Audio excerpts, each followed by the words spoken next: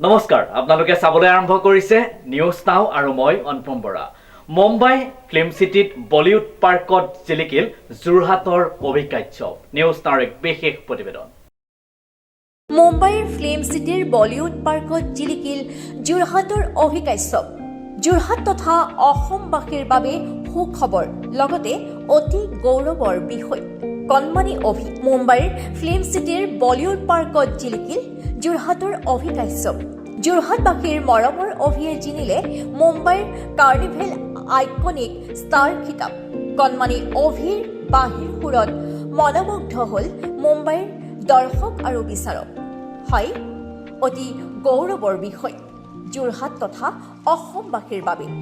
মুম্বাইৰ film সিটিৰ Bollywood পাৰ্কত জিলিকিল যোৰহাটৰ কণমানি অভিকাৰ্য। যোৰহাটবাসীৰ মৰমৰ অভিয়ে জিনিলে মুম্বাইৰ কাৰ্নিভেল আইকনিক ষ্টাৰ খিতাপ। কণমানি অভিৰ বাঁহীৰ সুৰত মনোমুগ্ধ হ'ল মুম্বাইৰ দৰ্শক আৰু বিচাৰক। বহু ঘাত প্ৰতিঘাত নেওচি অভিয়ে অৰ্জন কৰিলে প্ৰথমটো বৃহৎ সফলতা। প্ৰতিনিশা মুম্বাইৰ পৰা অসমবাসীক ধন্যবাদ জ্ঞাপন কৰিলে কণমানি অভিয়ে। চাওঁ আহক এক বিশেষ প্ৰতিবেদন।